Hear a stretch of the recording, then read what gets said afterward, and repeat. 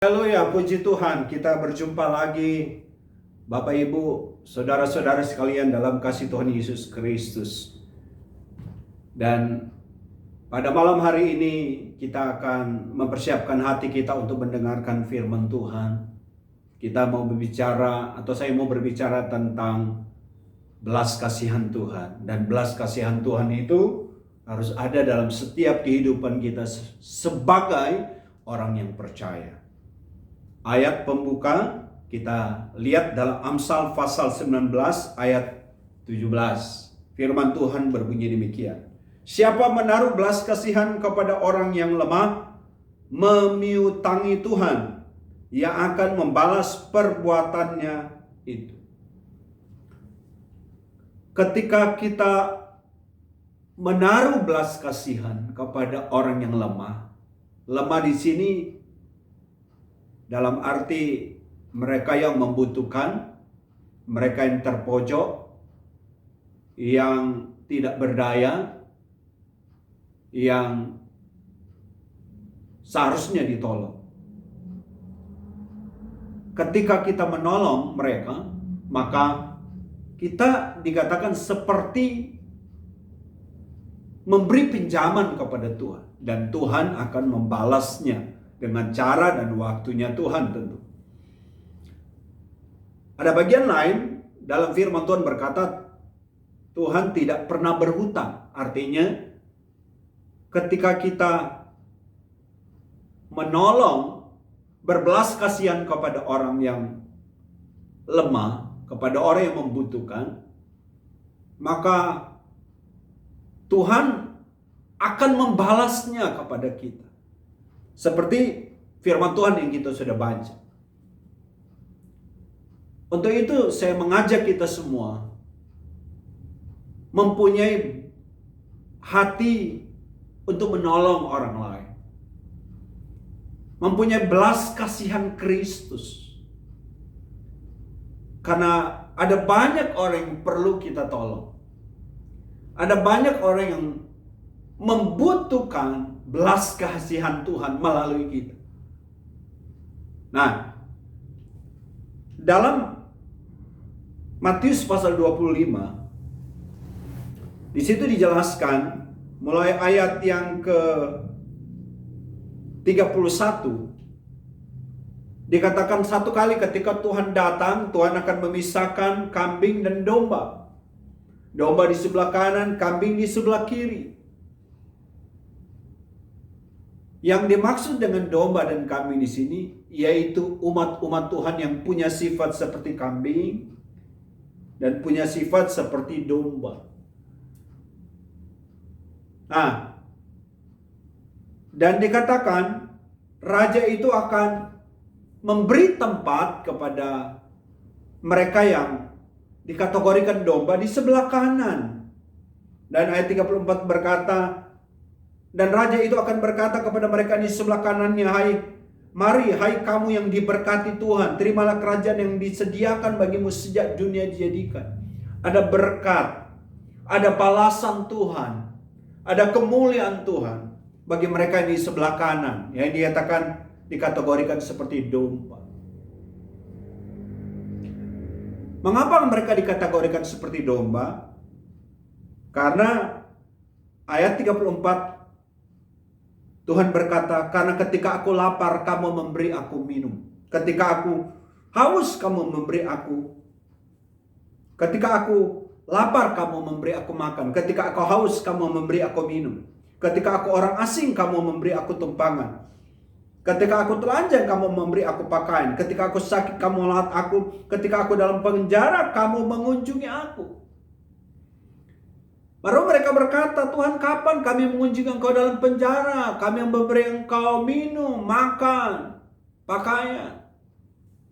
Yesus berkata, apa yang kau lakukan kepada salah seorang dari saudaraku, ayat 40, kamu sudah melakukannya untuk aku. Kamu sudah melakukan untuk aku. Dengan kata lain, apa yang kita lakukan, belas kasihan kita, pertolongan kita yang kita lakukan kepada sesama, itu sama dengan kita melakukannya untuk Tuhan. Sama dengan kita melakukannya untuk Tuhan.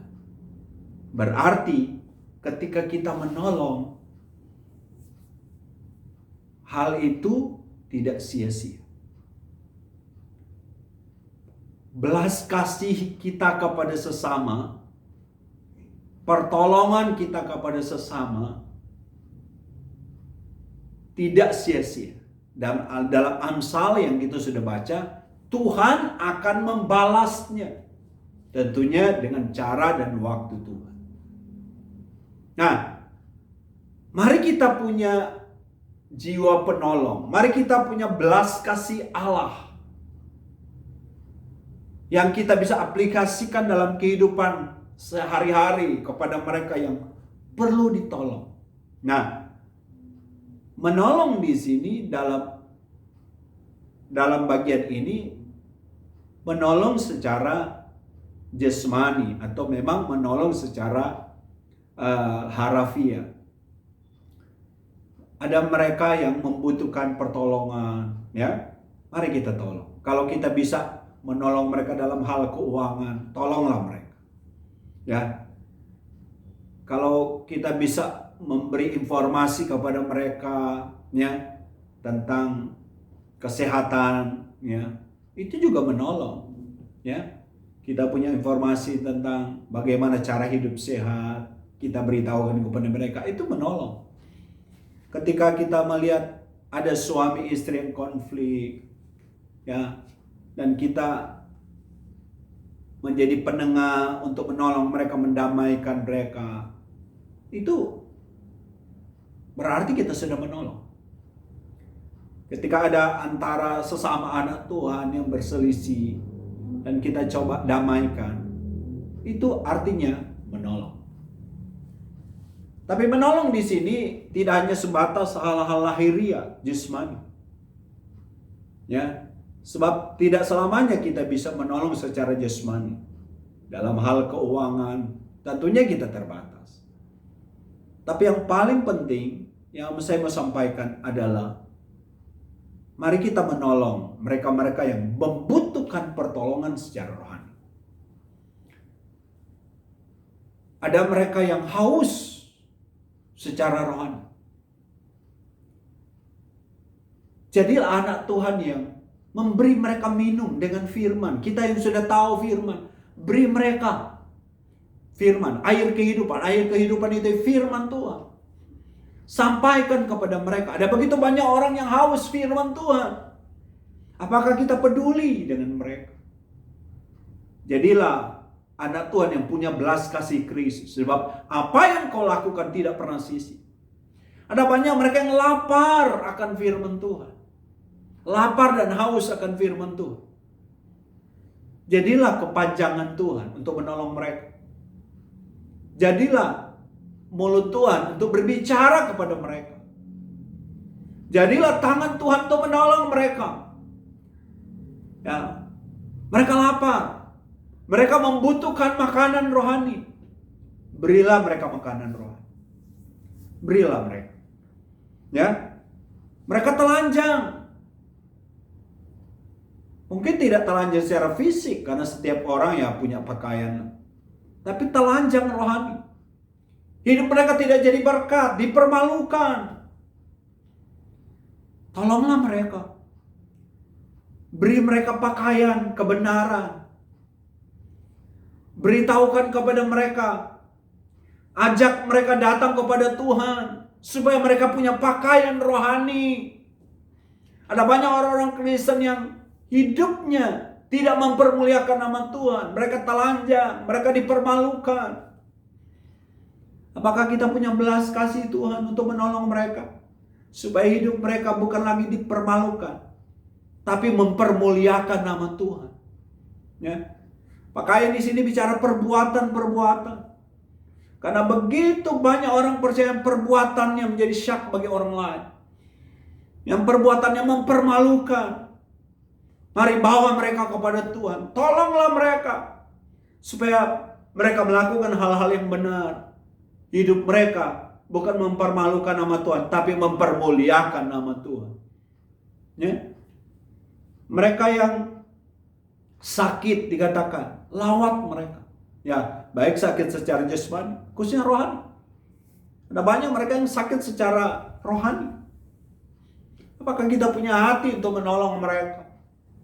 Ya, secara rohani, mereka sakit. Doakan mereka. Kunjungi mereka, beri firman.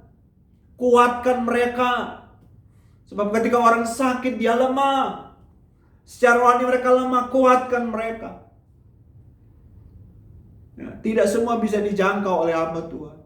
Mari anak-anak Tuhan jangkau sesama yang sakit secara rohani. Mereka lagi lemah, kuatkan mereka dengan perkataan. Berikan firman kepada mereka. Ya, dorong mereka supaya mereka maju, bangkit dalam Tuhan. Dikatakan, ketika aku sebagai orang asing, kamu memberi aku tumpangan. Ada orang-orang yang merasa tidak berdaya, tidak ada yang bisa menolong dia. Dia seperti orang asing. Bisakah engkau membuka hati, memberi tumpangan kepada mereka dalam arti rohani? Ya. Bisakah engkau menjadi sahabat bagi mereka? Bisakah engkau mendorong mereka untuk masuk dalam komunitas rohani, menjadi keluarga Allah? Ya. Menjadi umat Tuhan yang berjemaat. Hidup dalam komunitas ilahi, hidup dalam komunitas kekristenan. Di mana ada saling mendukung, saling menopang, walaupun masing-masing belum sempurna. Bawa mereka, karena ada banyak yatim-yatim piatu rohani. Ya, orang Kristen tapi yatim piatu rohani. Mereka seperti orang asing. Bawa mereka masuk dalam komunitas ilahi. Bawa mereka menjadi jemaat Tuhan, di mana ada saling mendukung. Ya, jangkau mereka bagi kemuliaan nama Tuhan. Mereka seperti domba yang tidak bergembala. Bawa mereka. Ya. Baru dikatakan, ketika aku sakit, ketika aku dalam penjara, kamu mengunjungi aku. Ada orang-orang yang sepertinya tidak tahu harus berbuat apa-apa. Ke depan mentok, kiri kanan, muka belakang. Mereka tidak tahu. Mereka terjepit seperti dalam penjara. Jangkaulah mereka dalam doa. Ya, hubungi mereka. Berdoalah kepada Tuhan bagi mereka.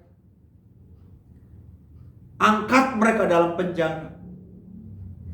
Kuatkan mereka supaya mereka bertahan di tengah-tengah kesulitan. Ya. Miliki belas kasihan Tuhan.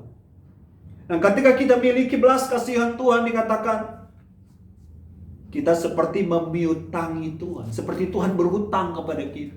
Tuhan akan membalasnya. Dengan kata lain, jerih payahmu dalam Tuhan tidak sia-sia. Ketika engkau menolong, engkau memberkati, engkau menjangkau, engkau berkorban, tidak sia-sia. Tuhan tidak pernah berhutang dengan itu. Tuhan pasti membalas. Mari miliki belas kasihan Tuhan. Miliki belas kasihan Tuhan. Ada banyak mereka yang membutuhkan, saudara. Ada banyak di luar sana membutuhkan tangan Tuhan untuk menjangkau mereka. Jadilah alat Tuhan. Tuhan memberkati engkau. Tuhan memberkati kita semua. Haleluya. Amin.